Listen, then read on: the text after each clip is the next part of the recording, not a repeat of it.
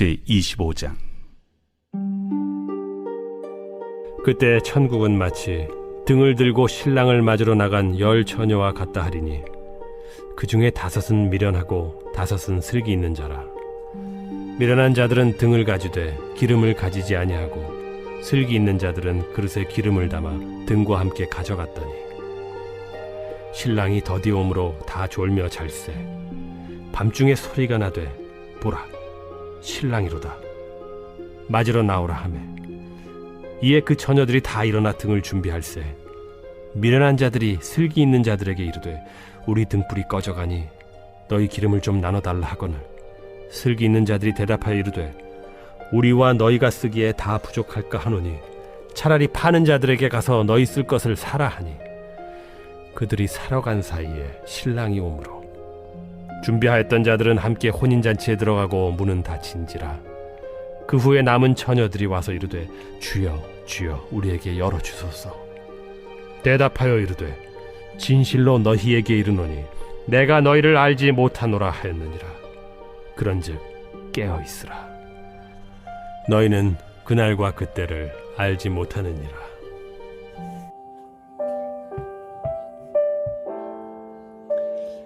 앞에서 예수님은 제자들에게 종말에 관한 가르침을 주시면서 결론적으로 깨어있을 것을 명령하셨죠.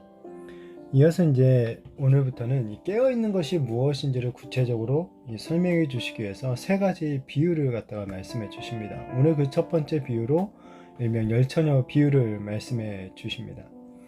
고대 이스라엘에서는 신랑이 신부 집에서 신부를 데리고 온 후에 신랑 집에서 결혼식을 치렀습니다. 이 결혼식이 예정되어 있기에 신랑은 늦더라도 반드시 집으로 돌아오게 되어 있어요. 그래서 시중을 드는 종들이나 어떤 신랑 신부의 친구들이 기름을 태우는 횃불을 준비해서 이 신랑을 기다리게 됩니다. 자, 오늘 비유에서도 언제 올지 모르는 신랑을 10명의 처녀들이 기다리고 있죠. 신랑이 오고는 있지만 아직은 오지 않은 상태예요. 여기에 이제 긴장이 있는 거죠. 이 처녀들은 언제 올지 모르는 신랑을 긴장하면서 기다리는 것처럼 자, 우리 성도들 역시 현재를 살아가면서 신랑 대신 예수님이 다시 오실 날을 긴장하면서 기다리고 있는 것이죠. 자, 문제는 신랑이 정확하게 언제 올지 아무도 모른다는 점이에요.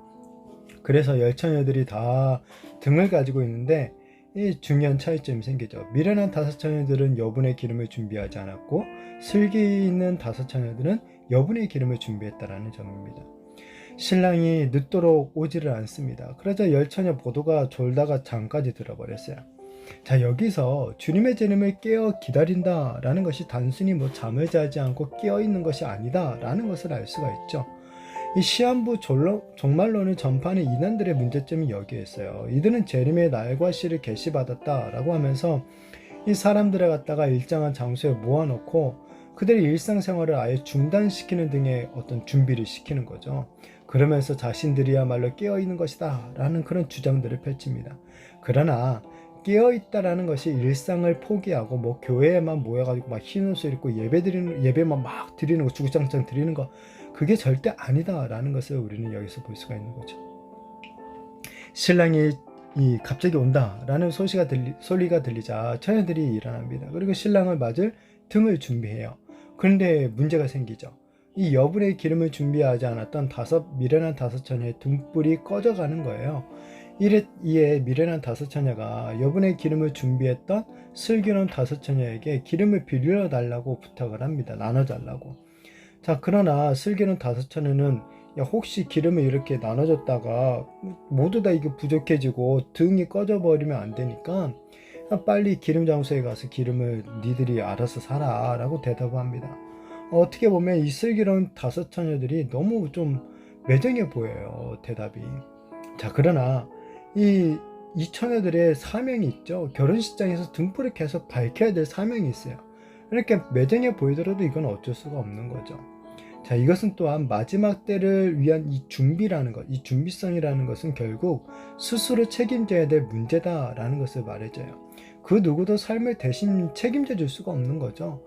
전도를 하다 보면 어떤 분들은 자기 자녀가 아니면 자기 부인이 교회에 열심히 다닌다고 말하면서 나 우리 아내 갈 때 같이 따라잡고 가면 된다고 그런 식으로 말하는 분들도 있어요. 자, 그러나 마지막 때 모든 사람은 각자 자신이 어떤 준비를 했느냐에 따라 이 심판을 받게 되는 거죠. 결국 미련한 처녀들이 기름을 사러 간 사이에 신랑이 도착합니다. 준비하고 있던 처녀들은 신랑과 함께 결혼잔치에 들어가고 문은 굳게 닫혀버리고 말았습니다. 나중에 미련한 처녀들이 돌아와서 문을 열어달라고 주여 주여를 열심히 외치지만 신랑으로부터 어떤 대답을 듣습니까? 내가 너희를 도무지 알지 못한다 라는 단호한 거절을 당하죠. 결국 미리 등불에 그 기름을 준비하지 못했던 미련한 5 처녀들은 결혼잔치에 들어가지 못하게 되었어요. 이미 때늦은 후회를 해봐야 아무런 소용이 없는 거죠.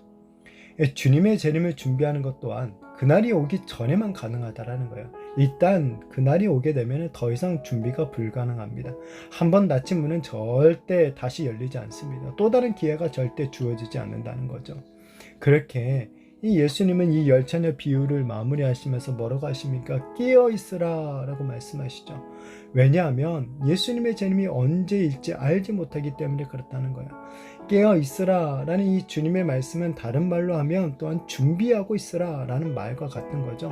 언제 주님이 다시 오실지 모르기 때문에 항상 그 재림을 준비하는 삶을 살고 있어야 된다라는 것입니다. 재림을 준비하는 삶이 좀 더 구체적으로 무엇을 의미하는지는 이제 다음 이 비유들을 보면 이제 설명이 될 것입니다. 오늘 비유의 핵심은 주님의 재림을 항상 준비하는 삶을 살아가야 된다라는 거예요. 비유에 나오는 슬기로운 5 처녀들처럼 신랑이 언제 올지 모르기 때문에 여분의 기름을 충분히 준비하고 있었던 것처럼 우리도 예수님이 언제 재림하실지 모르기 때문에 언제라도 기쁨으로 주님을 맞이할 수 있도록 항상 이 믿음의 삶을 살아가고 있어야 된다는 거예요. 우리가 가정에 있든지 직장에 나가 있든지 교회에 있든지 언제 어디서든 누구를 만나든지 간에 항상 주님을 맞을 준비를 하고 있어야 된다는 거죠. 바라기는 저와 우리 모든 성도님들이 이 오늘 슬기로운 5 처녀들처럼 정말 신랑 되신 예수님을 맞을 준비를 잘 하고 있는 그러한 자들이 되어지기를 축복합니다. 그래야 해서 언제라도 다시 오실 그 예수님을 우리가 기쁨으로 당황하지 않고 정말 우리가 기쁨으로 맞이하게 되고 영원한 천국에 주님과 함께 들어가게 되는 저와 우리 모든 성도님들이 되시기를 예수님의 이름으로 축복합니다.